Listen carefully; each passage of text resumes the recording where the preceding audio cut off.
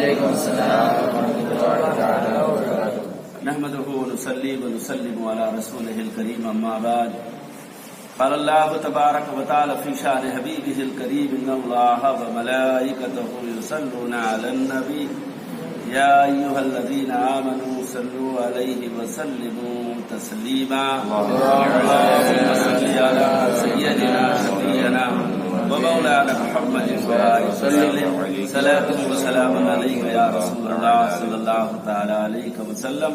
عزیزان محترم، بزرگوں اور دوستوں، پیارے بچوں، رجب المرجب کی آخری ایام چل رہے ہیں اور سب لوگ جانتے ہیں کہ اس ماہ مبارک کی فضیلت مختلف طریقوں سے، مختلف زاویوں سے آپ تک پہنچی ہوگی، لیکن پھر بھی آج کے اس تناظر میں ہم آپ کو کچھ خاص باتیں رجب المرجب کے ساتھ تعلق سے اور روزہ رکھنے کے تعلق سے آپ کے سامنے رکھنے کی کوشش کر رہا ہوں، تاکہ جو لوگ سن رہے ہیں ان کے دلوں میں بھی عشق پیدا ہو، محبت پیدا ہو اور وہ بھی روزہ رکھنے کے قائل بنے انشاءاللہ۔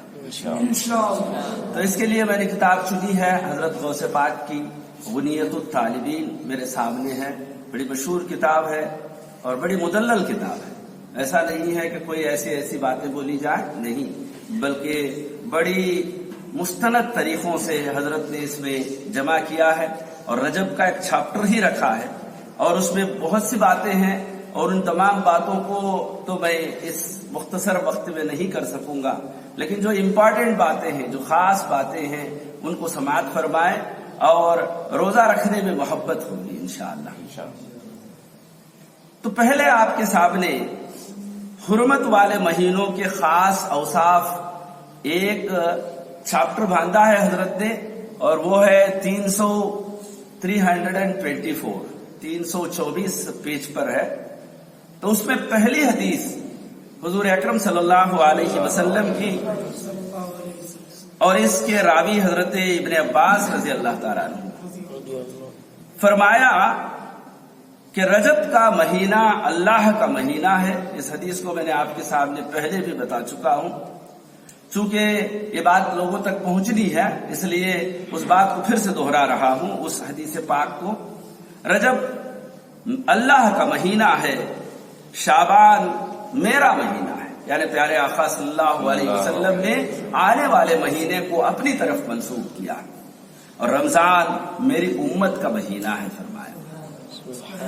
ایک دوسری حدیث پاک کو حضور اکرم صلی اللہ علیہ وسلم کی طرف، جس کے راوی حضرت انس بن مالک رضی اللہ تعالیٰ عنہ، فرمایا پیارے آقا صلی اللہ علیہ وسلم نے جنت میں ایک نہر ہے، یعنی پانی کا ایک چشمہ جو بہتا ہے نا، تو ایک نہر ہے اور اس نہر کا نام رجب ہے۔ سبحان اللہ، اللہ تعالیٰ نے اس ماہ مبارک کے نام سے جنت میں ایک نہر ہی بنایا ہے، اور آگے فرماتے ہیں اس کا پانی دودھ سے زیادہ سفید اور شہد سے زیادہ شیرین، یعنی شہد سے زیادہ مٹھاس اور دودھ سے زیادہ سفید ہے۔ اور آگے فرماتے ہیں جس نے رجب کا ایک دن کا بھی روزہ رکھا، اللہ تعالی اس کو اس نہر سے پانی پلائے گا۔ سبحان اللہ۔ مطلب یہی ہے کہ جنت کا پانی تو خاص ہے، ایک مرتبہ ایک گھونٹ پی لیں گے تو پیاس نہیں لگے گی، لیکن اللہ نے ان روزے داروں کے لیے خاص کر کے جو رجب میں روزہ رکھتے ہیں ان کے لیے اللہ نے ایک نہر ہی بنایا ہے، اور ان لوگوں کو خاص مختص کر کے وہاں سے پانی پلایا جائے گا۔ اور ایک تیسری حدیث آپ کے سامنے رکھ رہا ہوں، اور جس حدیث کے راوی حضرت انس بن مالک رضی اللہ تعالیٰ عنہ فرماتے ہیں حضور اکرم صلی اللہ علیہ وسلم جنت میں ایک محل ہے، اللہ اکبر، اللہ نے جنت میں ایک نہر بنایا تو ایک محل بھی بنایا، اس میں صرف وہی داخل ہوگا جس نے رجب کے روزے رکھے ہیں۔ سبحان اللہ، یعنی خاص کر کے اللہ نے ان لوگوں کے لیے ایک محل ہی تعمیر کر دیا تو اس سے پتا چلتا ہے کہ رجب کے مہینے کی روزوں کی فضیلت. اور آگے بڑھ کر بہت سے اصحابوں کا قول حضرت نے یہاں نقل فرمایا ہے. اس میں سے چند آپ کو سامنے رکھوں گا جس کو سن کر آپ کو محبت ہوگی کہ اللہ نے، اب ہم روز پڑھتے ہیں نا، اے اللہ اللہم بارک لنا فی رجب و شعبان بلغنا رمضان. برکت کیا ہے؟ وہ کیا ہے؟ آئیے سنیں. فرماتے ہیں کہ رجب توبہ کا مہینہ ہے، یعنی اس مہینے میں کثرت سے توبہ کرے. اور آگے فرماتے ہیں شعبان محبت کا مہینہ ہے. کیوں؟ اس لیے کہ یہ پیارے آقا صلی اللہ علیہ وسلم کے ساتھ خاص بنایا گیا ہے. اور رمضان کا مہینہ قرب الہی کا مہینہ ہے، یعنی اللہ کی عبادت کرتے کرتے اللہ کے قریب پہنچنے کا مہینہ. اور آگے فرماتے ہیں، اور ایک دوسری بات کو فرماتے ہیں کہ رجب عزت کا مہینہ ہے، اور شعبان خدمت کا مہینہ ہے، اور رمضان نعمت الہی کا مہینہ ہے.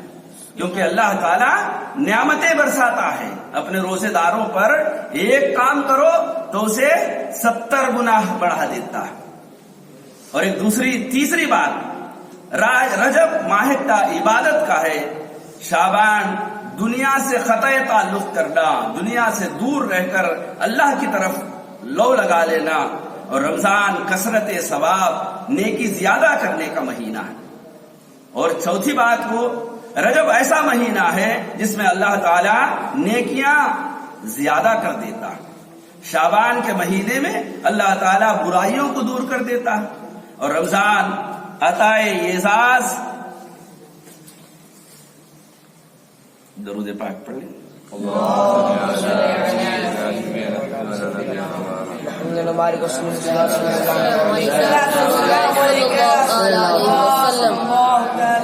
اب آخری حدیث سماعت فرما لے. اس حدیث کے راوی حضرت سیدنا سلمان فارسی رضی اللہ تعالیٰ عنہ، وہ فرماتے ہیں کہ میں نے رسول اللہ صلی اللہ علیہ وسلم سے سنا، آپ نے ارشاد فرمایا کہ جس نے رجب کا ایک روزہ رکھا گویا اس نے 1000 برس کے روزے رکھے. سبحان اللہ. اور اتنا ہی نہیں بلکہ آگے فرماتے ہیں کہ 1000 غلام آزاد کر دیتا دینے کے برابر. اور جس نے ماہ رجب میں کچھ بھی خیرات کیا، یہ مہینے میں خیرات کرنے کی بڑی فضیلتیں، فرماتے ہیں کہ کچھ بھی خیرات کی، اس نے گویا 1000 دینار خیرات کیا. ایک کر دیا تو 1000 کا اس کو ثواب لکھ دیا جاتا. اور آگے فرماتے ہیں اللہ تعالیٰ بدن کے ہر بال کے مقابل میں اس کے لیے نیکی لکھے گا. اللہ اکبر. ہمارے بدن پر جتنے بال ہیں اس بال کے تعداد کے مطابق آپ کے نامہ اعمال میں نیکیاں لکھی جائیں گی. اور آخری بات سماعت فرما لیں، 1000 درجہ بلند کر کے 1000 برائیاں یعنی گناہوں کو اللہ مٹا دے گا. اس کے ہر روزے ہر صدقے کے مقابلے میں 1000 حج 1000 عمرے لکھے گا. اس کے لیے جنت میں 1000 مکان 1000 محل 1000 کمرے، اور ہر کمرے میں 1000 خیمے، اور ہر خیمے میں 1000 ایسی حوریں جو آفتاب سے 1000 درجہ زیادہ حسین ہوں گی. سبحان اللہ. تو اس سے پتہ یہ چلا کہ یہ جو آنے والا دن جو ہم روزے رکھتے ہیں اس کی بڑی فضیلتیں. تو یاد رکھے جو کوئی روزہ رکھنا ہو ان کو چاہیے کہ کل سے شروع کریں، کیونکہ 27ویں روزہ رکھنا، 27ویں کا روزہ رکھنا مستحب.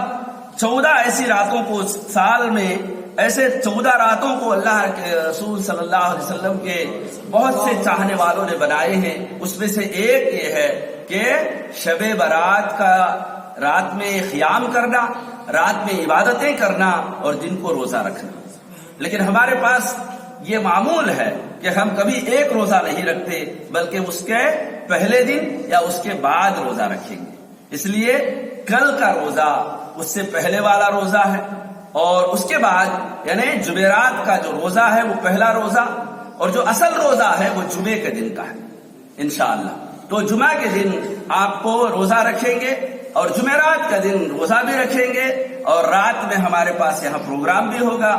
اب ہمارے پاس تو ہر جمعرات کو آپ کے پاس تو صلوات ہوتا ہے، اور اسی پروگرام میں اور کثرت سے عبادتیں کریں گے انشاءاللہ، کریں گے نا انشاءاللہ۔ اللہ تعالی ہم تمام کو اس بابرکت آنے والی راتوں کو اپنے آپ میں روزہ رکھ کر عبادتیں کر کر اللہ کی قربیت حاصل کرنے کی توفیق عطا فرمائے، آمین بجاہ سید المرسلین وآخر دعوانا الحمد للہ رب العالمین۔ السلام علیکم ورحمۃ اللہ وبرکاتہ۔